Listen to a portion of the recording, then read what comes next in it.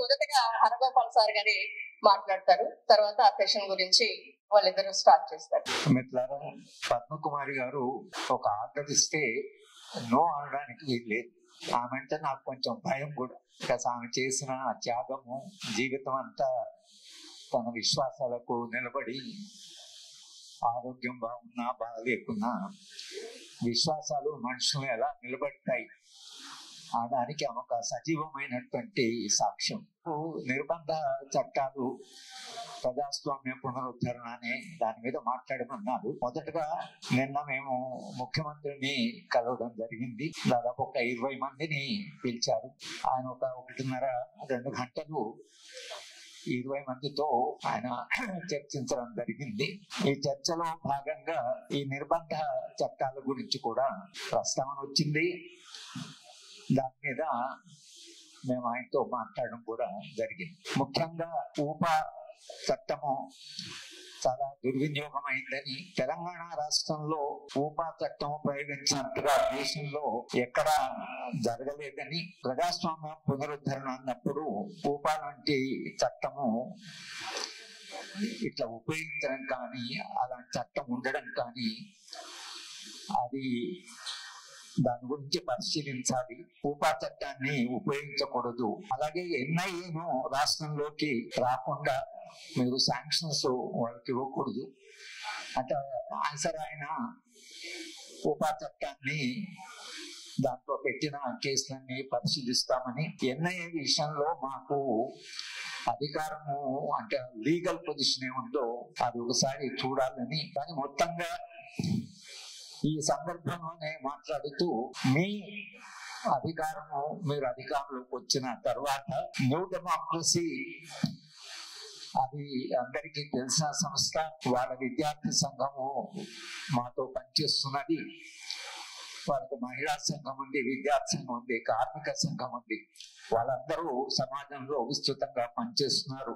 ఈ నిషేధిత సంస్థ అని సూపరింటెండెంట్ ఆఫ్ పోలీసు అని చాలా అభ్యంతరకరము. సూపరింటెండెంట్ ఆఫ్ పోలీసు ఖమ్మము ఆయన ఒక ప్రెస్ కాన్ఫరెన్స్ పెట్టి, ప్రెస్ కాన్ఫరెన్స్ లో తీవ్రమైన పదజాలాన్ని న్యూ డెమోక్రసీ వ్యతిరేకంగా ఉపయోగించడం. చర్చల సందర్భంలో అసలు ఈ పోలీసు వాళ్ళు ప్రెస్ కాన్ఫరెన్స్ పెట్టినట్టు ఆయన ఉపయోగించిన భాష ఏమిటి, అసలు చట్టబద్ధ పాలన ఏమైంది, అసలు ఈ పోలీసులు ఇట్లా. నేను చెప్పాను, మీరు గెలిచిన తర్వాత పోలీసులు 1% కూడా మారలేదు. మీరేమో ప్రజాస్వామ్య పునరుద్ధరణ అని అంటున్నారు, 1%. అలాగే ఉన్న అట్టి పోలీసు యంత్రాంగం యొక్క ప్రవర్తన సరిగ్గా వరంగల్లో మన మీటింగ్ పెట్టుకొని ఇచ్చారు. ఇది కూడా ప్రజాస్వామ్య పునరుద్ధరణ కొంతకాలం మనకిచ్చినటువంటి కొంత వెసులుబాటు.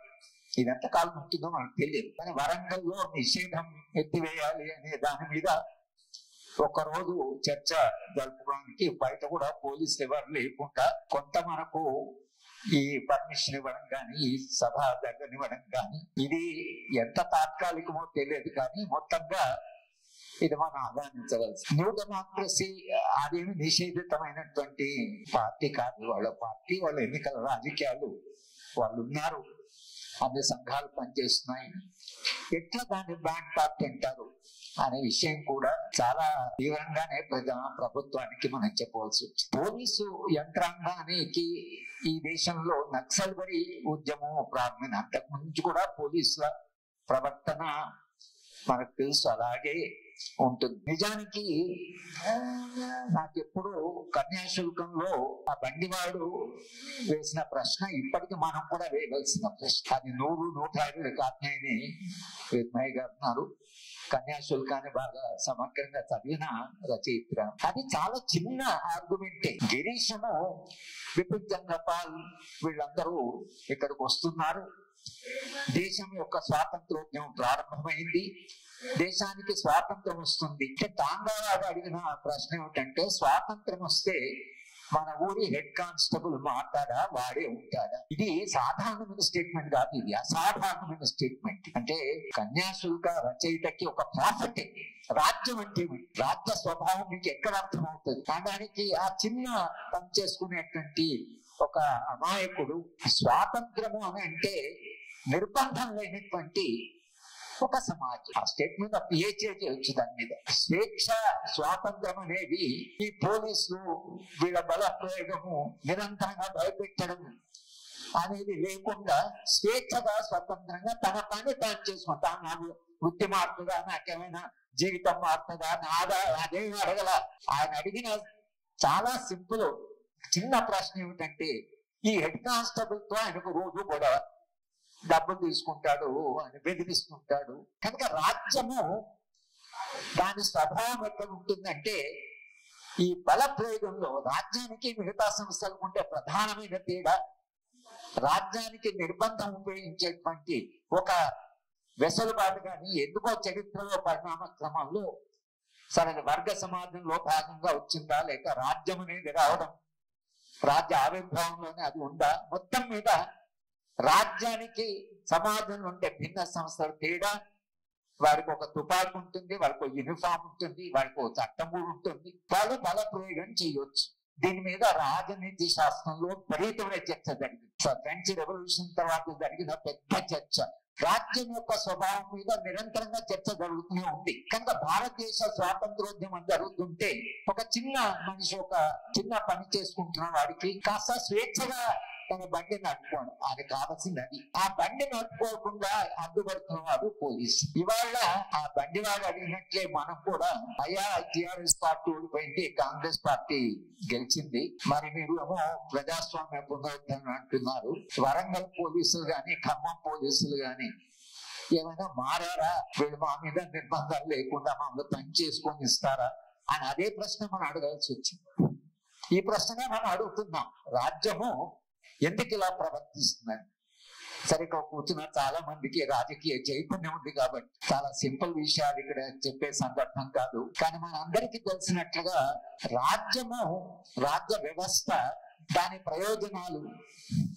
నేను నిన్న రేవంత్ రెడ్డి గారిని ప్రశ్న, అధికారం వచ్చింది కదా ఎట్లా అనిపిస్తుంది మీకు అని అడిగా. ఇంకా నవ్వాడు, కానీ జవాబు చెప్పలేదు. ఇంకోటి చెప్పాను, మరి మీరు ముఖ్యమంత్రి గారు మీ భాష మారలేదు, ఏంటని భాష అట్లా మాట్లాడుతున్నారు. అక్కడేమో లేదు, లోపల ఏదో కలిస్తే బయటకు వచ్చినాక అందరు చెప్తూ హరగోపాల్ సార్ నా భాష మారాలంటున్నారు, కానీ ఎదుటివాడు చాలా తీవ్రంగా మాట్లాడి మనం చాలా మర్యాదగా మాట్లాడితే మనం చాలా బలహీనలు అనుకుంటారు అని భాష విషయంలో, భాష ఉపయోగించే విషయంలో తీవ్రంగా పెట్టుకుంటున్నారు రాజకీయ నాయకులు. కానీ రాజకీయానికి ఏం చేయాలి, రాజకీయాలు ఒక అసలు లక్ష్యం ఏమిటి, ఏ సమాజంలో అయినా రాజ్యమైనా రాజకీయాలైనా ఏం చేయాలి. సరే మార్క్సిస్ట్ అవగాహన వాళ్ళకి ఇది వర్గ సమాజం, వాడు వర్గం ఒక రాజ్యం వర్గం చేతి వాడు ఒక సాధనం, కనుక బల ప్రయోగం అనివార్యంగా ఉంటుంది, వర్గ సమాజం పోయేదాకా ఉంటాయని అది ఒక సిద్ధాంతంగా మార్క్స్ చేసిన విశ్లేషణ. మనం తప్పటానికి లేదు, కానీ ఆ రాజ్యంతో మనం రోజువారీ జీవితం జీవించాలి. ఈ రాజ్యం ఎప్పుడు మారుతుంది, రాజ్య వ్యవస్థ ఎప్పుడు మారుతుంది, ప్రజల రాజ్యం ఎప్పుడు వస్తుంది అనేది అది ఒక చారిత్రకమైనటువంటి పరిణామ క్రమం. దానికి ఎంత టైం పడుతుందో తెలియదు. మా ప్రసాద్ గారు అనేవారు, గంటి ప్రసాదం గారు, సుదీర్ఘమైన పోరాటం. అది ఏమన్నా అంటాడు ఇప్పుడు ప్రసాదం గారు, ఇది ఏమంటే ఇది సుదీర్ఘ పోరాటం, ఇది 100 సంవత్సరాలు అట్లా ఉన్న చారిత్రకంగా ఎప్పుడో సమాజం మారుతుంది. కానీ నిత్య జీవితంలో ఈ సమాజం, ఈ రాజ్యంతో మనం జీవిస్తున్నప్పుడు రాజ్యానికి మనకు జరుగుతున్న నిరంతర ఘర్షణ మీద మనకేమో స్వేచ్ఛ కావాలి, ఇలా మాట్లాడుకునే స్వేచ్ఛ కావాలి, భావ ప్రకటన స్వేచ్ఛ కావాలి, ఉద్యమాలు చేసే స్వేచ్ఛ కావాలి, సమస్య ఉంటపై చెప్పుకునే స్వేచ్ఛ కావాలి. అది సమాజం యొక్క అవసరం. రాజ్యాంగం అవసరం ఏంటంటే అధికారము, బల ప్రయోగము, ఇంకా ఎక్కువ బల ప్రయోగము, ఎవరో మాట్లాడుకుంటుంటే బాగుంటుందని దాని స్వభావం. నిన్న ముఖ్యమంత్రి గారికి ఇది కూడా చెప్పడం జరిగింది, మీకేమో అధికారం కావాలి, మాకేమో స్వేచ్ఛ కావాలి. ప్రజాస్వామ్య పునరుద్ధరణ అంటే స్వేచ్ఛ పెరగడము, బల ప్రయోగం తగ్గడం.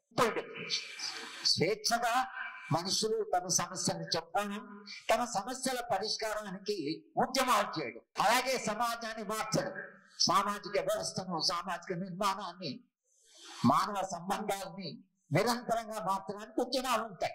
ప్రజాస్వామ్యానికి ఒక నిర్వచనం ఏంటంటే, ఒక దేశం ప్రజాస్వామ్య దేశమా కాదా అంటే ఎన్ని ఉద్యమాలు నడుస్తున్నాయి, ఒక కాలంలో ఎన్ని ఉద్యమాలు నడుస్తున్నాయి, ఎన్ని సమస్యల మీద ఉద్యమాలు నడుస్తున్నాయి, అదే దానికి ప్రమాణం. ప్రజాస్వామ్యానికి ప్రమాణం ఏంటంటే సమాజంలో ఎన్ని సమూహాలు తమకుండే సమస్యకి దాని పరిష్కారం కొరకు వెతకడం కొరకని వాళ్ళు ఎంతమంది ఎన్ని సమస్యల మీద ఉద్యమాలు చేస్తున్నారు. దాని నుంచే కదా ఎన్ని సమస్యలను బయటపడి ఇవాళ మన సమకాలీన సమాజంలో మనం ఎప్పుడూ జీవిస్తున్న కాలంలో ఆదివాసీల పోరాటాలు అది మొత్తం దేశవ్యాప్తంగా దాదాపు దేశంలో ఒక 1/3 ప్రాంతంలో ఒక ఆర్మడ్ కాన్ఫ్లిక్ట్ నడుస్తున్నది. ఆదివాసీలు వాళ్ళ భూమి కొరకు, వాళ్ళ అడవి కొరకని, వాళ్ళ జీవిత కొరకని. తర్వాత ఈ వస్తున్న అభివృద్ధి నమూనా దాని అత్యంతమైన ప్రభావము ఆదివాసుల మీద పడుతుంది. ఎందుకంటే అది యాదృచ్ఛికమే కావచ్చు, అది ఏ కారణం కావచ్చు, కానీ వాళ్ళు నివసిస్తున్నటువంటి అడవి కింద వాళ్ళ కాళ్ళ కింద విపరీతమైన సంపద ఉంది. ఆ సంపద కొరకు వాళ్ళు అక్కడ లేరు. ఆ సంపద ఉందని కూడా వాళ్ళకి తెలియదు. వాళ్ళు కేవలం అడవిని నమ్ముకొని అక్కడ జీవిస్తున్నారు. కానీ ఎప్పుడైతే ఈ అభివృద్ధి కొరకు మీకు ఖనిజ వనరులు కావాలో, ఇది రైల్వేస్ ప్రారంభించినప్పటి నుంచి బ్రిటిష్ వారు ఈ దేశంలో రైల్వే వ్యవస్థ పెట్టినప్పుడు విపరీతమైన కలప కావాల్సి వచ్చింది. దాని కొరకు వారు అడవిలోకి ఎంటరయ్యారు. అక్కడి నుంచి ఆదివాసులకి రాజ్యానికి మధ్యన ఘర్షణ ప్రారంభమైంది. ఇవాళ అందరం ఏంటంటే మీకు రైల్ ట్రైన్లు వద్దా, మీకు ఎలక్ట్రిసిటీ వద్దా, మీకు అది వద్దా, ఇది వద్దా, మీరు అడవిలోకి పోదు. జయప్రకాష్ నారాయణ లోక్సత్తా జయపాల్ నన్ను మీకు ఎలక్ట్రిసిటీ వద్దా, మీకు అది వద్దా, ఇదో మీకేమి కన్వీనియన్స్ వద్దా, మీరు అడవిలోకి పోవద్దంటారు. అంటే నేను చెప్పాను, ఇప్పుడు నేను ఈ ప్రశ్న అడిగితే మీరేమంటున్నారంటే మీకు ఇల్లు వద్దా, మీకు అది వద్దా, మీకు ఎలక్ట్రిసిటీ వద్దా అంటున్నారు. కానీ ఆదివాసీ వచ్చి మిమ్మల్ని అడిగి మీ జీవితం సుఖంగా బ్రతకని కొరకు మా జీవితాన్ని విధ్వంసం చేసి అప్పుడు మీకు ఎవరికంటే నీ సమాధానం ఏమిటి? ఆదివాసీ వచ్చి అడుగుతా అంట. నేను అడిగితే చెప్పొద్దు. రాజవాళ్ళు సుఖంగా ఉన్నాడు, సుఖమంతా అక్కడ అడవిలో సంపద పొలగొట్టే తప్పించి రాదు, నీ కారు ఎక్కడి నుంచి వచ్చిందో అదే అడగొచ్చు. మనం దానికి మనం జవాబు చెప్పడం కూడా కష్టమే కావచ్చు. కానీ ఆదివాసీ డైరెక్ట్ గా వచ్చి అక్కడే రాజ్యానికి సమస్య వచ్చింది. ఆదివాసులు ప్రత్యక్షంగా ఒక ఉద్యమం చేస్తూ మీరు ఖనిజ వనరులు తవ్వడం కానీ అభివృద్ధి కానీ ఇది ఎవరి కొరకు ఈ అభివృద్ధి? మరి నా జీవితం విధ్వంసం చేసే హక్కు మీకుందా అనే పోరాటాలు స్వాతంత్రోద్యమ కాలంలో సమకాలీనంగా సమాంతరంగా చాలా పోరాటాలు జరిగాయి. మిర్సాముండా అట్లనే ఒక అద్భుతమైన సీతారామరాజు గారు, లేక కొమరం భీమ్, దేశవ్యాప్తంగా ఎంతో మంది ట్రైబల్ లీడర్స్ ఆ పోరాటాల వలన రాజ్యాంగం రాసేప్పుడు వాళ్ళు కూడా ఉన్నారు. జైపాల్ సింగ్ కూడా ఉన్నాడు రాజ్యాంగ సభలు. ఆయన లేచి ఒక మాట అన్నాడు, ఈ దేశంలో మూలవాసులం మేము, మీరంతా బయట నుంచి వచ్చిన వాళ్ళే అని రాజ్యాంగ సభలో అన్నాడు. ఈ దేశం మాది, మీరంతా బయట నుంచి వచ్చిన వాళ్ళే అనేటువంటి మాట ఆయన అన్నాడు. కనుక అక్కడి నుంచి చర్చ జరుగుతున్నది. కనుక రాజ్యాంగంలో ఆర్టికల్ షెడ్యూల్ 5, షెడ్యూల్ 6 అడవిలోకి పోవడానికి, కానీ ఎమినెంట్ డొమైన్ అని వాడితే బ్రిటిష్ వాళ్ళను అది రిటైన్ చేశారు. అంటే రాజ్యానికి ట్రైబల్ కు ఒకవేళ ఏదైనా ఘర్షణ వస్తే రాజ్యందే పై చెయ్యి. ఇది మా బిడి శర్మ గారు ఆయన ఏంటంటే 1949లో రాజ్యాంగాన్ని మనము అమలు చేసిన తర్వాత, రాజ్యాంగాన్ని అంగీకరించిన తర్వాత మనకు కొన్ని హక్కులు వచ్చినాయి, కానీ ఆదివాసులకు ఉండే హక్కులన్నీ ఆ రోజుతో ముగిపోయాయి. ఇది ఆయన ఛత్తీస్గఢ్ లో కిడ్నాప్ జరిగినప్పుడు మేము ఇద్దరు వెళ్ళినప్పుడు బిడి శర్మ గారు గ్రామాలు ఆదివాసులు మమ్మల్ని వెల్కమ్ చేస్తున్నారు, వాళ్ళు మమ్మల్ని మా పేర్లు పెట్టి మాకు ఆహ్వానం అని అన్నారు. అంత పాపం వాళ్ళ ఆనందాన్ని వాళ్ళు చెప్తున్నారు. ఇద్దరు పెద్ద మనుషులు బయట నుంచి వచ్చారు. బిడి శర్మ అక్కడ ఆగి, ఏ కోన్ హే, రాజ్యం ఎవడు, అసలు వాడేవాడు, ఈ రాజ్యము ఇది దేవుడు ఇచ్చిన భూమి, ఈ భూమికి నాకుందని మధ్యాహ్న రాజ్యం ఎవడని వాళ్ళ చేత స్లోగన్ చెప్పించాడు. నానా శర్మ సార్, మనం వచ్చిన పని ఆయన ప్రతి గ్రామం లాగడము, స్లోగన్ చెప్పించడము, డాన్స్ చేయడం. ఒక ఐఏఎస్ ఆఫీసర్ బస్తరు, మొత్తం బస్తర్, ఇప్పుడు 7 జిల్లాలు కాదు, మొత్తం బస్తర్కు కలెక్టర్ ఆయన. చాలా కలెక్టరేట్ ఆయన బొమ్మ ఉంది. అక్కడ జగదల్పూర్ కలెక్టర్ కలిసి చెప్పాడు, శర్మ సాబ్ ఆప్కా పిక్చర్ जो है हमारे ఆఫీస్ में పెట్టుకున్నారు. కానీ ఆదివాసులకి జరుగుతున్న ఈ ఘర్షణ ఏదైతుందో విపరీతమైన నిర్బంధము వాళ్ళ మీద జరుగుతున్నది. ఇవాళ నిర్బంధాన్ని లేదా నిషేధాన్ని తీసివేయాలి అనేటువంటి డిమాండ్ ఏదైతుందో అది నక్సలైట్ పార్టీ మీద నిషేధమా అనే ప్రశ్న కాదు. సరే వాళ్ళు ఆయుధాలు పట్టుకున్నారు, రాజ్యాంగం ప్రకారం ఆయుధాలు పట్టుకోవడానికి వీలేదు, ఆ చర్చ జరుగుతూనే ఉంటుంది. కానీ ఆదివాసులు చేసే పోరాటానికి, వాళ్ళ ఆకాంక్షలకి, వాళ్ళు అడుగుతున్న ప్రశ్నలకి మా జీవితాన్ని విధ్వంసం చేసే హక్కు లేదా అధికారం మీకు ఎవరిచ్చారనే దానికి రాజ్యం దగ్గర ఉన్న సమాధానం ఉన్నదా అనేది, అక్కడ నిర్బంధం అనేది మనకు ఒక సమస్యగా, నిర్బంధం మీద మన నిరంతరంగా చర్చ. అలాగే ఇవాళ రైతులు వాళ్ళ ఒక పెద్ద ఉద్యమం చేస్తున్నారు, అంటే రాజీ లేని పోరాటం చేస్తున్నారు. ఈ రాజీ లేని పోరాటం ఎట్లయితే ఆదివాసులు చేస్తున్నారో రైతాంగం చేస్తున్నారంటే, రైతాంగానికి ఈ దేశంలో వస్తున్న అభివృద్ధి నమూనా అంటే కార్పొరేట్ వ్యవస్థకి ఎంత వైరుధ్యం ఉందంటే అది స్ట్రక్చరల్, అది వ్యవస్థాపరమైనటువంటి కాంట్రడిక్షన్. అది ఆ వైరుధ్యం వ్యవస్థాపరం, స్ట్రక్చరల్. కార్పొరేట్ వాడికి ఏమో వ్యవసాయాన్ని కార్పొరేటైజ్ చేయాలి, కార్పొరేటైజ్ కాకుండా ఏ రంగం మిగిలినా, సమాజంలో ఏది మిగిలినా వాడికి భయమే. మొత్తం కార్పొరేటైజ్ తప్పించి వాళ్ళకి శాంతి లేదు. కనుక ఇంత పెద్ద వ్యవసాయ రంగము కార్పొరేటైజ్ కాకుండా ఈ దేశంలో కార్పొరేట్ వ్యవస్థ అది కొనసాగుతుందా అనేటువంటి ప్రశ్న వాళ్ళకు ఉంది. అందుకనే ప్రధానమంత్రి 22 మంది కార్పొరేట్ అధినేతలను పిలిచి, ఫైనాన్స్ మినిస్టర్ కూడా పిలవకుండా రెండోసారి గెలిచిన తర్వాత మీ డిమాండ్స్ ఏమిటి అంటే వాళ్ళు ఇచ్చిన డిమాండ్స్ ప్రకారం ఆయన నడుచుకుంటున్నారు. వాళ్ళ డిమాండ్ లో కార్పొరేటైజేషన్ ఆఫ్ అగ్రికల్చర్ ఒక డిమాండ్. ఎందుకంటే కార్పొరేటైజేషన్ పెట్టుబడి దాని స్వభావంతో అది విస్తరించిపోవాలి, దానికి ఆగే ప్రసక్తి లేదు, అది జగన్నాథం దగ్గర పోవాల్సిందే. కనుక వాడికి ఇక మిగిలిన రంగం ఏంటంటే వ్యవసాయ రంగం. ఆ వ్యవసాయ రంగంలోకి పోవాలి, పోకుండా తన మిషన్ కంప్లీట్ కాదు.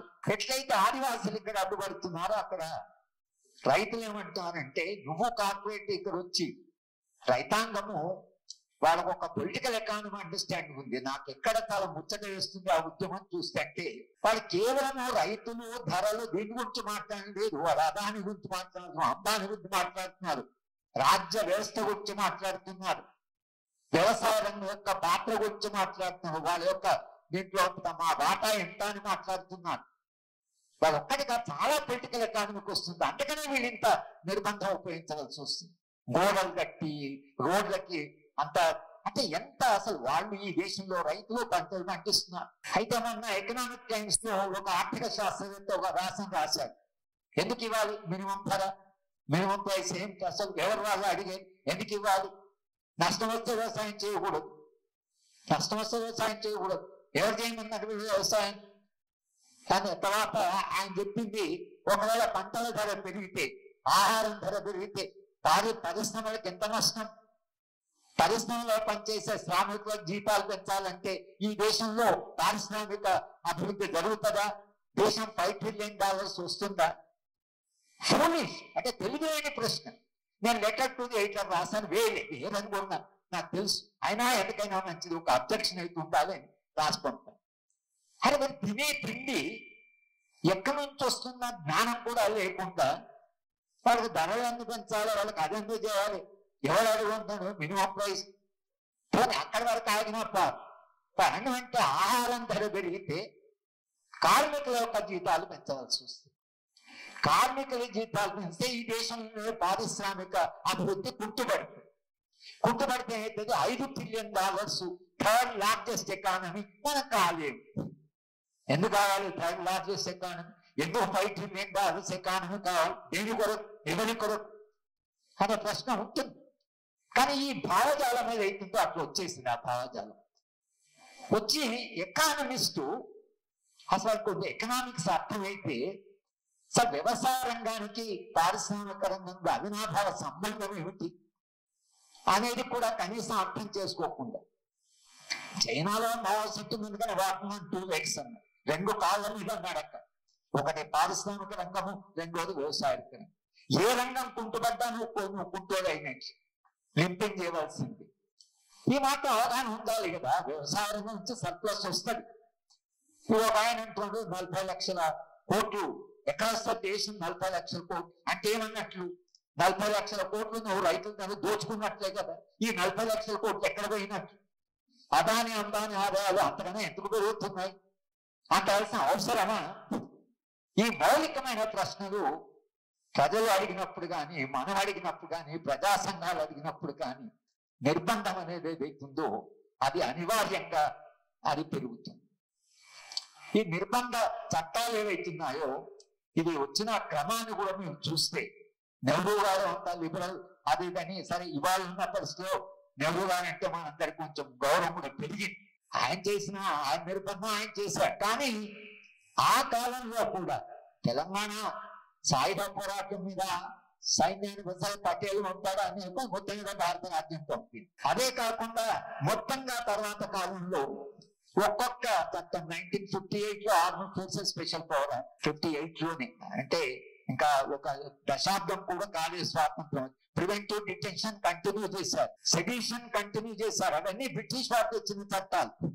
దేశద్రోహ చట్టము వారు తీసుకొచ్చాడు. కనుక మనం అందరం స్వాతంత్రం వాడి దృష్టిలో స్వాతంత్ర పోరాటం అంటే దేశద్రోహం. సరే వాడు కొలోనియల్, వాడు వలస, అది వాడు కనుక వాడు వలస అది కాదు అంటున్నాడు. నీకు స్వాతంత్రం వచ్చింది కదా, స్వాతంత్రం వచ్చిన తర్వాత ఇంకా దేశద్రోహం ఏముంటుంది? అందరం దేశం ఉన్నాం కదా. దేశద్రోహం అంటే మీరు చేసిన విధానాలను మేము ఒకళ్ళ విమర్శిస్తే నేను దేశద్రోహమా? అంటే మీరు అధికారం ఉన్న వాళ్ళ మీద తప్పులు చేస్తేనే దేశద్రోహమా? అంటే దేశానికి, రాజ్యానికి, ప్రజలకి, పాలకులకి ఏం తేడా లేదా అనే ప్రశ్న వస్తుంది. ఏం తేడా లేకుండా నువ్వు కేవలం విమర్శిస్తే అది నువ్వు ఇప్పుడు సెడిషన్ మార్చారు. ఇప్పుడు మార్చిన దాంట్లో వాళ్ళు ప్రభుత్వ విమర్శ లేదు, దేశాన్ని విమర్శిస్తే అది దేశద్రోహం అంటున్నారు. దేశాన్ని విమర్శనం అంటే ఏంటో నాకైతే అర్థం కాదు. దేశాన్ని విమర్శనం ఏముంది? దేశంలో జనం ఉన్నారు, భారతదేశం అంతా అసలు ఇవేమి దుర్మార్గం అంతా ఉన్నాం కదా. ఇక్కడ మేమందరం వెళ్ళిపోలేదు, మేము అమెరికాకు పోయేవాళ్ళని ఈజీగా పోయాను. అమెరికా పోయినప్పుడు వాళ్ళు అడిగారు వస్తారా అమెరికా, వెళ్ళలేదు కదా మేము అమెరికాకు. మేము ఇక్కడి ఆమె సుధా భరద్వాజ్ అమెరికా వదిలిపెట్టి వచ్చింది కదా, ఆమె దేశద్రోహం అయిపోయిందా? ఈ దేశంలో కోట్లాది రూపాయలు చేసుకున్న వాళ్ళు దేశ పౌరసత్వాన్ని వదిలిపెట్టుకొని వాళ్ళు వేరే దేశాలకు పోయారు. వాళ్ళ దేశభక్తులా? ఆ ఎన్ఆర్ఐస్ అంతా మీకు దేశభక్తులుగా, మేమంతా మీకు దేశద్రోహులుగా కనిపిస్తున్నామా? ఈ దేశద్రోహం అనేది వాళ్ళు అట్లే కంటిన్యూ చేశాడు. సెడిషన్ కంటిన్యూ అయింది, preventive detention, army forces special powers. ఇక 1970 వచ్చేవరకు పోరాటాలు పెరుగుతూ వచ్చాయి. పోరాటాలతో పాటు నిర్బంధ చట్టాలు ఒకదాని తర్వాత. సరే దేశంలో కొంత ప్రజాస్వామ్య వాతావరణం బట్టి తాడా పోట విషయంలో మనం పోరాడాం. ఒకటి లాప్స్ అయింది, ఒకటి విత్డ్రా చేసుకున్నారు. తాడా పోట ఎప్పుడైతే రద్దు చేశారో చాలా సందర్భాలు చెప్పాను. అమెరికన్ సివిల్ లిబర్టీస్ అసోసియేషన్ వాళ్ళు మా యూనివర్సిటీకి వచ్చారు, మా హ్యూమన్ రైట్స్ సెంటర్. ఓ పెద్ద 11 మంది దాంట్లో జడ్జి కూడా ఉన్నాడు, అమెరికన్ జడ్జి. ఆయన కూడా సివిల్ లిబర్టీస్ లో భాగంగా ఉన్నాడు. ఆయన అమెరికాలో బహుశా ఆ వెసులుబాటు ఉందేమో. ఈ యాక్టివిస్ట్ అంతా వచ్చి చర్చ ఏమిటంటే పోటా తాడాను ఎటువంటి ఉద్యమాలు చేసి మీరు రద్దు చేయించగలిగారు? ఎందుకంటే అమెరికాలో పేట్రియాటిక్ యాక్ట్ అని ఒకటి తీసుకొచ్చారు. ఆ పేట్రియాటిక్ యాక్ట్ ఏంటంటే అది ప్రజల మీద నిర్బంధం చేయవచ్చు, ప్రపంచంలో ఏ దేశం మీదనైనా అమెరికా వెళ్ళి అక్కడ దాడి చేయొచ్చు. ఆ యాక్ట్ ప్రకారము అమెరికా రాజ్య వ్యవస్థకి ప్రపంచంలో ఎక్కడైనా అమెరికాకు నష్టం కలిగించేవాడు అట్లే బిన్ లాడెన్ చంపారు పాకిస్తాన్కి వచ్చి. ఓ దేశం ఇంకో దేశం ఎట్లా ప్రవేశిస్తామంటే మా దేశానికి నష్టం మేము ఎక్కడైనా పోతాం అంటే. నేను చాలా సందర్భాలు చెప్పాను. మా ఊళ్ళో మా చిన్నతనంలో మైసమ్మ పోత అని ఒకటి ఉండేది. ఆ పోతును చిన్నప్పుడే మైసమ్మ పేరు మీద వదిలేసేవాళ్ళు. ఇక ఆ పోతుని ఎవరు ముట్టడానికి కానీ దాన్ని ఏమనడానికి వీల్లేదు. అది ఎక్కడైనా పోయి పంట చేస్తాను. అది వస్తుంటే అంత పిల్లలు చాలా భయపడేవారు, ఎందుకంటే పశువులన్నీ భయపడేవి. నేను చాలా సంఘాలు చెప్తూ అమెరికా మైసమ్మ పోతు లాగానే మా ఊరు మైసమ్మ పోతు అని అంటలేదు, అందరూ భయపడాలి దాన్ని. వారేమో నిర్బంధ చట్టాలు అర్థం తీసుకొచ్చారు. ఈ దేశంలో నిర్బంధ చట్టాలు ఒకదాని తర్వాత తాడా పోత. ఇవాళ చిదంబరం గారు చాలా వ్యాసాలు రాస్తున్నారు. నాకే చాలా అంటే ముచ్చటగా ఉంది, ఆశ్చర్యంగా ఉంది. ఆయన అసలు తాను చేసింది మర్చిపోయాడా? ఎందుకంటే ఊపా చట్టము పెట్టింది చిదంబరం. ఊపా చట్టానికి మిగతా చట్టాలకు ప్రధాన తేడా ఏమిటంటే ఆ చట్టాలకు టైం ఫ్రేమ్ ఉన్నది. 5 ఏళ్ల కొరకని లేదా 3 ఏళ్ల కొరకని. ఓ చట్టం ఏంటో 1 సంవత్సరం మాకు ఎక్స్ట్రాడినరీ పవర్ కావాలి, పరిస్థితి విషమించింది అని పార్లమెంట్ లో ఏం చేశారు, ఒకసారి మళ్ళీ దాన్ని ఎక్స్టెండ్ చేస్తూ పోయారు. పరిస్థితి ఇంకా విషమించింది, పరిస్థితి కంట్రోల్కి రాలేదు, కనుక దీనికి ఎక్స్టెండ్ ఇవ్వండి అని పార్లమెంట్ ని అడిగి అలా ఎక్స్టెండ్ చేశారు. ఊపా చట్టాన్ని అంటే జూరిస్ప్రుడెన్స్ లో, దేశంలో ఉండే న్యాయ చట్టంలో భాగం చేసి పారేశారు. దానికి టైం లేదు, ఇక టైం ఫ్రేమ్ లేదు, దానికి చట్టంలో భాగం, అది రాజ్యాంగంలో భాగం అయిపోయింది. అది ప్రమాదమే. ఆ ప్రమాదం ఏంటంటే మీరు 5 ఏళ్ళు అన్నారు కదా, మరి 5 ఏళ్ళు తీసేయండి అని మనం అడగడానికి ఒక అవకాశం ఉంది. అదంటే ఏం లేదు దానికి. సరే, ఇక కార్పొరేటీకరణ బీజేపీ వచ్చిన తర్వాత ఇంకా ఊపు ఎప్పుడైతే అందుకున్నదో, అది ఊపు అందుకున్న తర్వాత దానికి ఇంకా కాస్త కొమ్ములు తొడిగి దాన్ని ఎట్లా తయారు చేశారంటే, ఇవాళ భీమా కోరేగాం కేసు మనకు సజీవంగా మన మిత్రుడు, మన సన్నిహితుడు, తర్వాత మనిషిగా చాలా అద్భుతమైన మనిషి, అటువంటి మనిషి వరవరోగాన్ని తీసుకెళ్ళి ఆ భీమా కోరేగాం, ఏం భీమా కోరే, అసలు భీమా కోరేగాంకు ఏమి సంబంధం? అది దళితులు ఆ భీమా కోరేగాం ప్రతి సంవత్సరము తమ ఆత్మగౌరవ సూచిగా వాళ్ళు చేసుకుంటున్నారు. ఆ భీమా కోరేగాం పేరు మీద ఒక కేసు, దాంట్లో 16 మందిని 5-6 ఏళ్ళుగా వస్తున్నది. ఇంతవరకు దాని ట్రయల్ స్టార్ట్ కాలేదు. అసలు ట్రయలే స్టార్ట్ కాలేదంటే ఆ ట్రయల్ స్టార్ట్ అయితే ఎన్ని రోజులు అవుతుందో. శిక్ష పడ్డ ఒక 10 ఏళ్ళు పడవచ్చు, కానీ ఇదేం శిక్ష? ఇది ట్రయల్. వాళ్ళు ఇంకా అక్యూజ్డే, కేవలం ఆరోపణ అనే ఉంది వాళ్ళ మీద. రేపు కోర్సు కొట్టేయచ్చు, కొట్టేస్తుందని అనుకుంటున్నాం మనం. ఎందుకంటే ఇప్పుడు మా చీఫ్ జస్టిస్ అప్పుడే డిస్సెంటింగ్ నోట్ రాశారు. కానీ సరే ఇప్పుడు ఆయన మారాడా ఏమో అడుగు తెలియదు, కానీ అప్పుడైతే డిస్సెంటింగ్ నోట్ రాశారు. లేదు, డిస్సెంటేషన్ ఉండవలసిందే. మీరు ఈ దేశంలో డిస్సెంట్ అనేది లేకుండా ఒకవేళ మీరు ఇట్లా కంట్రోల్ చేస్తే ఇది పేలిపోతుంది, అది అట్లా అవుతుంది అని రాశాడు ఆయన డిస్సెంటింగ్ జడ్జ్మెంట్ లో. కనుక అది ఏమవుతుందో తెలియదు. కానీ ఊపా లాంటి చట్టం మీద పెట్టిన మరుక్షణమే శిక్ష ప్రారంభమైన. ట్రయలు, కోర్టు, న్యాయమా అన్యాయమా, ప్రపోర్షనాలిటీ, ఎంత అసలు అంటే మనకు శిక్ష వేయాలి, ఇవన్నీ ఒక రాజ్యాంగంలో ప్రమాణాలు ఉంటాయి. కానీ ఈ చట్టాలు ఎలాంటి చట్టాలంటే దాంట్లో ఒక్కసారి మీరు పడ్డారంటే మీరు బయటికి రావడానికి లేదు. ఇప్పుడు ఇక మార్చాడు వాడు. 24 గంటల్లో ఇప్పుడు 30 రోజులు పెట్టుకోవచ్చు, ఏం చెప్పకుండా. ఇక వచ్చి మనం పట్టుకుపోవచ్చు, 30 రోజులు పెట్టుకోవచ్చు. కోర్టు కూడా 30 రోజులు పెట్టేదాకా అదే చట్టం ఉంది కదా అని కోర్టులండి. ఎందుకు అసలు ఈ చట్టాన్ని మార్చినట్లు ఆ క్రిమినల్ జస్టిస్ సిస్టమ్ మార్చారు అంటే నిర్బంధం ఎట్లా వచ్చిందంటే, నన్ను తీసుకుపోయి మీరు నక్సలైట్ అంటారు. నక్సలైట్ అంటే ప్రూవ్ చేయాలి కదా, నేను ఆయుధం పట్టుకున్నా, పోరాటం చేసినా, నేను ఏం చేసినా అని. పోనీ ఆయన మాట్లాడతాడు, అమరుల బంధుమిట్లో పోయి మాట్లాడండి, ఏదో ఒక అలిగేషన్ అక్యుజేషన్ ఏదైనా ఉండాలి, అది అదంతా ఏం అవసరం లేదు అని. అప్పుడు మీరేం చేయాలంటే న్యాయ వ్యవస్థలో నేను ఇన్నోసెంట్, నేను అమాయకుడిని ప్రూవ్ చేసుకోవాలి. ఇక్కడ కూర్చున్న అందరికీ తెలిసింది. అంటే రాజ్యానికి లక్షల మంది పోలీసులు, వాళ్ళ ఇన్వెస్టిగేటింగ్ వ్యవస్థ, ఫోరెన్సిక్ ల్యాబ్స్, కావాల్సిన సమాచారం ఎక్కడ తీసుకోవచ్చు. ఇంత పెద్ద యంత్రాంగం ఉన్న రాజ్యము మీ మీద ఒక ఆరోపణ చేసి దాన్ని రుజువు చేసే ఇదే బదులుగా నువ్వు అమాయకులైన ఒక ఒంటరి మనిషిని తీసుకుపోయి నువ్వు నేరం చేయలేదని రుజువు చేయమని అంటే, పాతకాలంలో రాజుల వ్యవస్థలో, రాచరిక వ్యవస్థలో ఎవరైనా దొంగ అని అతని మీద ఆరోపణ వేస్తే దొంగ ఏం చేయాలంటే మసలే నూనెలో ఒక ఉంగరం వేస్తే చెయ్యి కాలకుండా ఉంగరం తీస్తే నువ్వు దొంగతనం చేయనట్టు. అంటే ఒక్కసారి నువ్వు దొంగ అని అన్న తర్వాత మనకు తెలిసి ఆ మసలే నూనెలో చెయ్యి పెట్టి ఉంగరం తీసి అసలు చెయ్యి కాలకుండా వచ్చిన మనిషి ఎవరు ఉండరు. అంటే అక్యూజ్ మీన్స్ యువర్ కన్విక్టెడ్. లేక పాము నువ్వు కుండలో వేసి నువ్వు లోపల ఉంగరం తీస్తే పాము కరవకపోతే అప్పుడు అది ఎక్కడ కొంచెం పాసిబిలిటీ ఉండొచ్చు, కానీ నూనె అయితే మరి అన్యాయం. దానికి వాళ్ళు చెప్పిన నువ్వు అమాయకుడు అంటే నువ్వు రుజువు చేసుకోవాలి, మేము ఆరోపణ చేస్తామంటే ఇదేమి నిర్బంధం, ఇదేమి న్యాయ వ్యవస్థ? 20 ఏళ్ల తర్వాత ఈ మధ్య ఒక ఆయన 20 ఏళ్ల తర్వాత 30 ఏళ్ల తర్వాత నిరపరాధాన్ని వదిలిపెట్టారు. 30 ఏళ్ల తర్వాత అంత జీవితం అంతా అయిపోయి ఇప్పుడు కోర్టు అంటుంది సాక్ష్యాలు సరిగా లేవు. అట్లా 30 ఏళ్ల జీవితాన్ని ఎవరికి ఇచ్చేస్తారు? నిర్బంధాన్ని ఉపయోగించేప్పుడు మీకు ఆ సెన్ బ్యాలెన్స్ ఉండాలి కదా. నువ్వు మనుషులని నాకు ఒకసారి డీజీపీ దొరగారితో ఆర్గ్యుమెంట్ అయింది. దొరగారిని అన్నా, సార్ మీరు ఎట్లా ఫైట్ చేస్తారు, ఎదుర్కోవాలి మీరు ఫైట్ చేస్తే అంటే ఆయన ఏమంటే హరిగోపాల్ గారు, మీ బుర్రలో నా మీద దాడి చేయాలని నాకు అనిపిస్తే నేను ఫైట్ చేయొచ్చు. అంటే నేను నా బుర్రలో జరిగేది మీకెట్టు తెలుస్తానంటే నాకు అనిపిస్తే చాలు, మీ బుర్రలో జరిగిందా లేదు.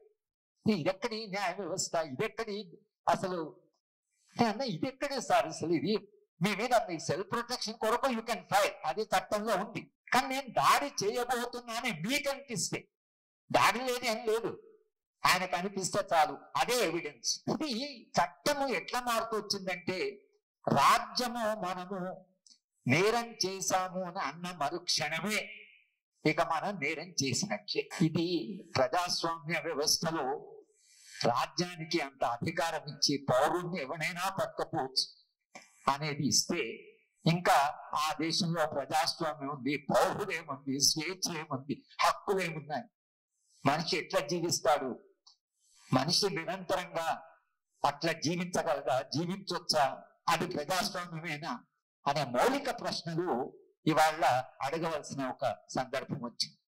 ఇంకా సరే, ఇవాళ భారతీయ జనతా పార్టీ మొత్తం రాజ్యాంగాన్ని మారుస్తామంటున్నారు, వాళ్ళు రాజ్యాంగాన్ని రాసి పెట్టుకున్నారంటున్నారు, ఆ రాజ్యాంగం మను ప్రకారం నడుస్తుందని అంటున్నారు.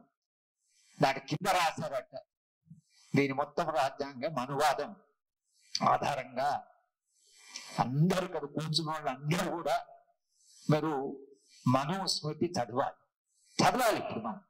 ఎందుకంటే చదవకుండా మనం వాడు ఎంత దుర్మార్గంగా రాశాడు, ముఖ్యంగా మహిళలు. అసలు ఎంత అసలు అంటే మనుషులను చూసే పద్ధతి, ఆ మనువుకి వారికి ఎట్లా మనుషులు అనిపించారో, ఆయన ఎట్లా అసలు మనిషి, అసలు ఆ చట్టం ఎట్లా రాశాడో. ఈ మధ్య షంసుల్ ఇస్లాం నేను ఢిల్లీ వెళ్ళినప్పుడు చెప్తున్నాడు, ఇది RSS వాళ్ళు ఓ సర్కులర్ ఇచ్చారు, నేను ఇంతకుముందు కూడా సభలో చెప్పాను. ఆ సర్కులర్ లో భర్త భార్యను కొడితే భార్య ఏం చెయ్యాలి, ఎప్పుడు ఇది 21వ శతాబ్దం, భర్త భార్యను కొడితే భార్య ఏం చేయాలి. వాళ్ళు రాసిన RSS వాళ్ళు రాసిన జవాబు ఏమిటంటే, భార్య తాను పూర్వజన్మలో చేసుకున్న పాపానికి భర్త తన శిక్షకు వేసి పాప విముక్తి చేసినందుకు ఆమె భర్తకు రుణపడి ఉండాలి. ఎంత అసలు ఉంది ఇది, అసలు అంటే మనకు అన్బిలీవబుల్ అంట, నమ్మలేని మాట. ఈరోజు మహిళా చైతన్యం, మహిళా సంఘాలు, మహిళ ఇవాళ నేను మనిషిని, నేను సమానం కావాలి, నేను ఇంకా మగవాళ్ళ కంటే అద్భుతమైనటువంటి, ఇవన్నీ పోయి ఈ చైతన్యము, ఈ పోరాటాలు ఇవి జరుగుతున్న సందర్భంలో కనీసం రామాయణ సాగర్ వాడు రామాయణం తీసినప్పుడు కనీసం మనం మార్చాడు, వాడికి ఒక సెన్సిబిలిటీ ఉంది. వాడు ఏం మార్చాడంటే, రాముడు సీతను అడుగు పంపే, నేను ఆ పర్టికులర్ ఎపిసోడ్ చూడాలని ప్రత్యేకంగా ఎప్పుడు వస్తుందో చూస్తే, రామాయణంలో సరే రాముడు సీతను అడిగి పంపంటాడు, సరే ఆమె ఏడుస్తుంది, ఆమె అడిగి పంపుతాడు. రామాయణ సాగర్ రామాయణంలో అట్లా కాదు, సీతనే రాముడు చెప్తుంది. ప్రజాభిప్రాయము, మీరు అందరికీ రాజు కాబట్టి ప్రజాభిప్రాయం కాస్త మీ మీద కొద్దిగా నెగిటివ్ వచ్చింది కాబట్టి మీరు రాజుగా, మీరు మీ విశ్వసనీయ సాధనంగా నేనే అడిగిపోతాను, నేను అడిగిపోవడానికి నేను ఎంచుకున్నా అంటే రాముడు ఏడుస్తాడు, సీత నేను నేర్చు ఉత్పత్తిని. ఈ మార్పు ఎందుకు వచ్చిందంటే, అది మహిళా చైతన్యానికి అక్నాలెడ్జ్మెంట్. మహిళలు రాముడు పంపిస్తుంటే సీత ఏడుస్తుంటే రాముడి మీద ఆగ్రహం ఎక్కడ వస్తుందో మహిళలు, కానీ ఇట్లా మార్చారు. ఇవాళ వీళ్ళ భర్త కొడితే భార్య ఏం చేయాలంటే పాపముక్తి చేస్తున్నారు అని అంటే, ఎక్కడ మనం ఏ సమాజంలో బతుకుతున్నావు, ఎక్కడ ఇది చట్టాలు అయిపోతే రేపు వాడు ఇటువంటి చట్టాలు తీసుకొస్తే, ఇటువంటి ఆలోచన, ఇటువంటి భావజాలు, ఇది ఒక ప్రమాదకరమైనటువంటి పరిస్థితుల్లో మనం ఉన్నాం. రేపు చట్టాలు ఏం కాబోతున్నాయి, మన హక్కులు ఏమవుతున్నాయి, నిరంతరంగా వాళ్ళు ఒక మాట చెప్తారు, మన ధర్మంలో ఉంది, భగవద్గీతలో ఉంది, కర్మణ్యవాధికారి, డూ యువర్ డ్యూటీ, ఫలితాలు ఏమిటనే నాకు ఉద్దేశం. అంటే ఆయన ఇష్టడా ఇవ్వడమా అంటే దేవుడికి ఇష్టం, అది మన పెద్ద కష్టాన్ని. ఇవాళ అదే మాట్లాడుతున్నాడు ప్రధానమంత్రి, అదే అంటున్నాడు, డ్యూటీస్ ఉండాలి, రైట్స్ ఏమిటి, హక్కులు ఎందుకు వస్తుంది. సమాజంలో పౌరుడికి బాధ్యతలు ఉంటాయి, ఆ బాధ్యతలు పౌరులు నిర్వహించాలి. అంటే అవగాహనలో మనందరము పౌరులుగా మన డ్యూటీ చేయాలి, వాళ్ళు మాత్రం అధికారం చెలాయిస్తారు, మన పరిశ్రమలు అవగాహనలు అనుభవించినా అది మీరు దాన్ని ప్రశ్నించే ఇది లేదు, మీకు రైట్స్ లేవు అనేటువంటి దాకా తీసుకొచ్చారు. అంటే మానవ హక్కుల అధ్యాపకుడిగా ఓ 20 ఏళ్ళు మానవ హక్కులు చెప్పిన వాడిగా ఇవాళ నాకు ఎంత ఆశ్చర్యం వేస్తుందంటే, ఇది హైలీ రైట్స్ కాన్షియస్ సొసైటీ అంటున్నారు. హక్కుల టూ మచ్ అయిపోయింది సమాజంలో. జీతాలు తీసుకుంటున్నారు ఇట్లా కనుక అసలు జీతం ఇస్తామా లేదా కానీ నువ్వు చదువు అయితే చెప్పాలి, అక్కడి దాకా తీసుకొచ్చి డూ దై డ్యూటీ అంతే. నీ బాధ్యతను నిర్వహించు, ఫలితాలు వస్తాయా లేవా నాకు. ఇక ఏ ఉద్యమం చేసినా అంటే రైతాంగం ఉద్యమం చేసి మా కష్టానికి మా ఫలితం ఇవ్వండి అంటే నువ్వు కష్టపడు, ఫలితం గురించి అడగదు. అంటే ఈ మొత్తము ఐడియాలజీ భావజాలం చాలా ప్రమాదం. నిర్బంధ చట్టాలకి పునాదులు ఏంటంటే ఈ భావజాలంలో ఉంటాయి. ఏమిటో టూ మచ్ రైట్స్ యూనివర్సిటీ కూడా అంటుంటారు.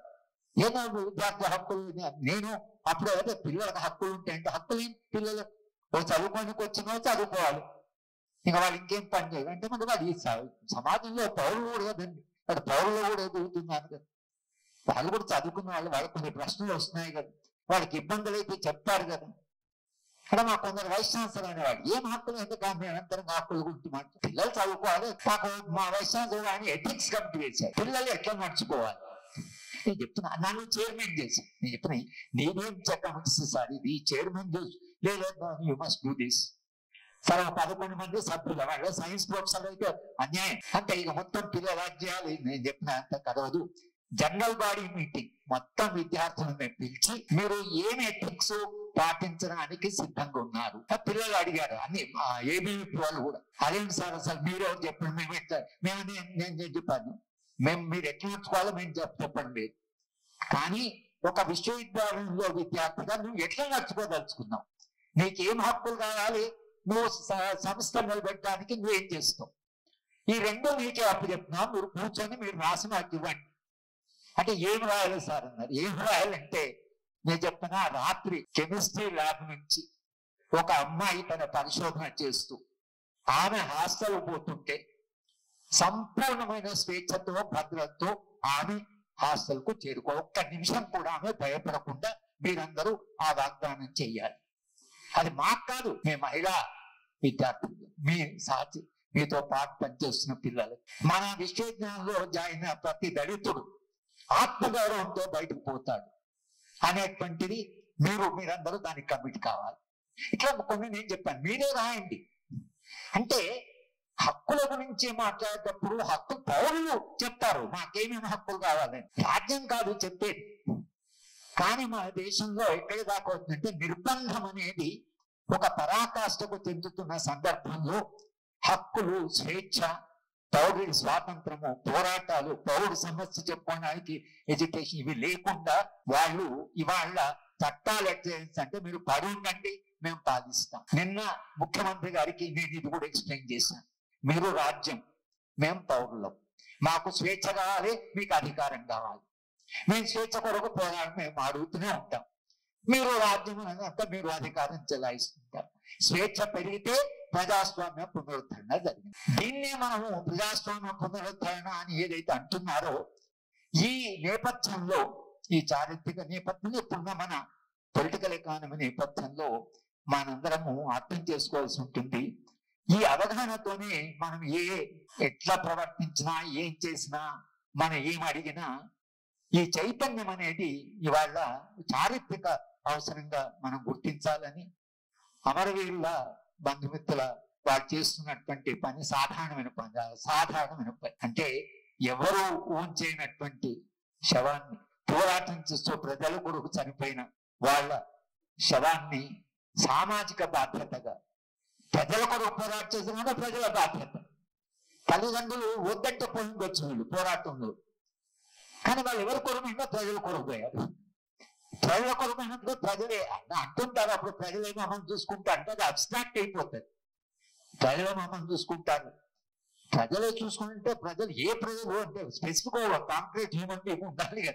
ఏదైతే మన సంఘం ఉందో అమరవీరుల బంధుమిత్రుల సంఘం తమ సామాజిక బాధ్యతగా పౌరులందరి తరఫున పోరాడి శవమైనటువంటి ప్రాణాలు ఇచ్చిన వాళ్లకు మళ్ళీ వాళ్ళను ఓన్ చేస్తూ తల్లిదండ్రులు ఒప్పుకోకపోతే తామే ఆ బాధ్యత నిర్వహించడం, ఇది వాళ్ళు చేస్తున్నటువంటి పని ఏదైతుందో నా పట్ల నాకు చాలా గౌరవం ఉంది. అలాగే సమాజంలో మన అందరం కూడా ఏమి చేయగలము, ఎలా స్పందించగలము అనేటువంటిది ఇవాళ మన ముందుండే చారిత్రక ప్రశ్న. ఇవాళ జరుగుతున్న సభ నా ఉద్దేశంలో ప్రజాస్వామ్య పునరుద్ధరణలో చిన్న అడుగు. ఇది ఎంత దూరం పోనిస్తారు అనేది ఒక ప్రశ్న. అది ఇంకా దూరం తీసుకుపోవడం మన బాధ్యత. దాంట్లో భాగంగానే ఈ సదస్సు జరుగుతుంది అనుకుంటూ నన్ను పిలిచి ఈ సదస్సులో మాట్లాడే అవకాశం ఇచ్చిన పద్మకుమారి గారికి, అమరవీరుల బంధుమిత్రుల సంఘానికి నేను కృతజ్ఞతలు చెప్తూ సెలవు.